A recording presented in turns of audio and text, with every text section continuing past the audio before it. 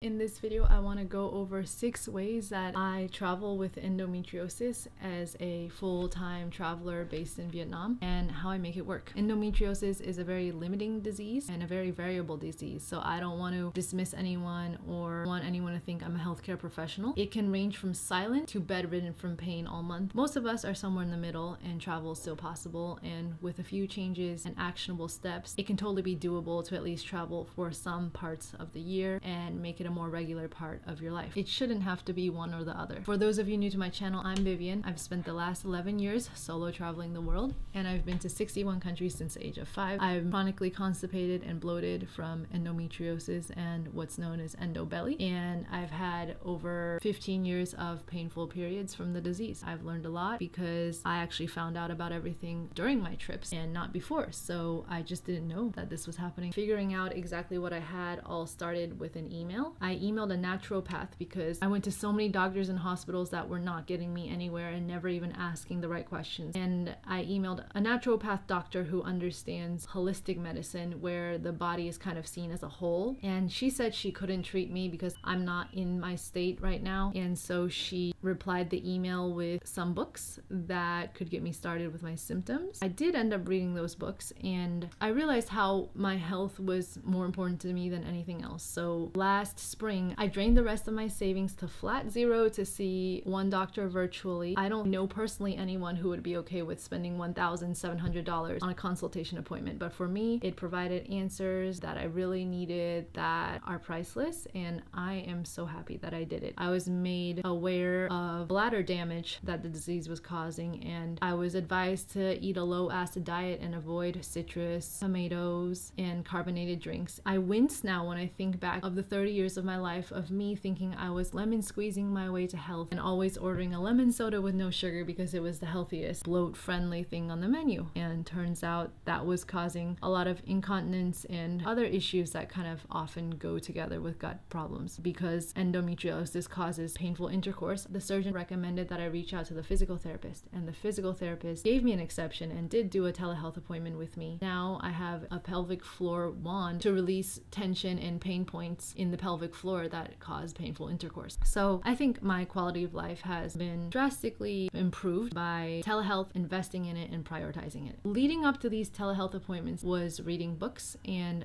I would say for 20 years I had no idea what was going on, and I was going to different sorts of doctors who were making me go crazy, and anyone I spoke to, any adult. Then I ordered the books that the doctor I emailed told me to check out, and my friend brought them out to me in Vietnam, and they sat on my shelf for months staring at me. And I finally picked up the first book called The Period Repair Manual, because one of the big symptoms I had alongside the gut symptoms was painful period. And in the first half of the first book I read, everything was written on a page of what I had, including how the gut is involved. Reading a book can really clear up why everything seems like it's falling apart at once sometimes. Another book that I really loved is this book, Beating Endo, and it went through so many parts of the body that are commonly affected that we normalize and feel like it's not common. But actually, so many women are going through what we're going through, and this really talks about all aspects and clarifies exactly what you need to do. It kind of gave me a compass in my life. And then finally, as far as the gut book, this one was recommended in that first email that I ever sent. And after reading this whole thing, I went and booked an appointment with Dr. Ruscio. Being well read is very important for staying positive, staying grounded. I love that you can get any book you want on your Kindle. You can get a Kindle and then a public library card and connect to any public library in the US if you want access to American books. My latest rule has been, if I even have to consider whether or not I want to buy a book, I'm just gonna buy it. It's not worth even doubting because books are just so precious. Another thing that helps me travel with chronic gut issues is niching my travel, and by that I mean instead of just straight generally backpacking and wandering the world, which is what I had set out to do, now I have a good base, and then I take side trips that are more niched for a specific purpose, such as surfing, bird watching, or food exploration. Da Nang, where I live right now, is one of the top bases in the world for remote work because it has a very good, simple airport that's 13 minutes away from where I live, which is also close to the beach. It's got surfing here. It's got a lot of systems set in place in the city that make it affordable and a high quality place to live. Having a base was very important because I really needed my own kitchen, my own bidet, and my own toilet. Sometimes just the act of stepping home relaxes my nervous system enough so that that I can actually go to the bathroom, because with chronic constipation, sometimes if you have something going on in the morning, that feeling just goes away and it never comes back. So more of a routine is very important. I know a food trip can be tricky because certain foods can really irritate or ruin your day when you have health problems, but I try to follow the 80-20 rule, and with the supplements and the understanding and connection I have with my own body, it's been pretty all right. I'm definitely more bloated and more constipated, but I love food so much that it's worth it. And finally, working online has really helped me be able to travel more. Freelancing really gave me power over my schedule, and every morning is really start stop, because I never really know if I'm gonna be able to go to the bathroom that morning or that day or not. If there's too much going on in the morning, like we need to go hike somewhere or explore the city, or it's a new hotel room with this toilet that's not very ideal, then I just won't have a bowel movement. So being able to be close to my toilet all the time, work from home, and having more flexible mornings really helps. And it also helps generate income while you're on the road, so you're not just burning through savings. Which brings me to getting my shit together with money. That was super fundamental in making it work or travel with gut problems. I spent the last 3 years changing my brain on how I approach income and money. The way I started actually was by finding a YouTube channel called Nisha, where this girl named Nisha teaches you how to take care of your money, because it's actually just never taught. The first concept I really got from her was to pay yourself first, which means to save money before you spend it all. Take out a chunk and save a little bit every month, and once you create an emergency fund, then you can invest that money. Then I've been able to move to properly tracking my income and spending, and I no longer feel blind about my finances. I really know what's happening to everything. She encourages us to have multiple sources of income, and she always says the easiest way to make more money is to ask for a raise. So those are all skills and things to practice and kind of incorporate into your actual life that really make a difference. Part of my budget is always going to go to probiotics and gut things or higher expenses of having gut problems. No matter what is going on, to be able to travel, unless you want to for free, personal finance is really crucial in enjoying your trip, especially if you're long-term traveling. I strongly believe that if you watch every video on Nisha's channel, your life will change. It took me years to really solidify and implement everything that's taught on this channel, but I finally am at the point where I'm able to account for taxes that I need to pay by myself as a self-employed person, work towards an emergency fund, and set aside for short-term fun goals such as a surf trip. Now what I do is I can see where every single cent is going at the beginning of the month, and I've already set what expenses are high, medium, and low priority, so that I can really just enjoy the high priority expenses guilt-free. And for me, so much of that is health and surfing and expenses where I understand better endometriosis and gut problems. It is really important to celebrate your small wins along the way. This is also talked a lot on the channel, but it goes with traveling. We all have this dream to travel, and I don't think a full-time travel life is for everyone. I don't think basing abroad from your home country or your country of citizenship is worth it for most people, especially if you're close with your family or your pets and you need that support system. I would say part-time basing is more reasonable, and so while you work towards a bigger goal of being healthier and being able to travel much more aggressively, it's important to take smaller trips and test the waters and set aside every month so that you can celebrate how far you are getting, all your progress. You can take mini versions of your big goals. And finally, what has helped me so much with my gut is surfing. I think surfing is really personal, and it has a big spiritual aspect for me, because I just always feel myself so soothed and healed by the maternal embrace of the ocean every time I go out, and the hot sun on my skin. I think there's something irreplaceable about it, and I don't think it's for everyone. Everyone has different reactions to different types of physical movement. It goes back to the principle of being in nature and moving your body, and when I am able to surf more, I am less bloated. I feel more willpower to do everything in life. I feel more creative, more inspired, and more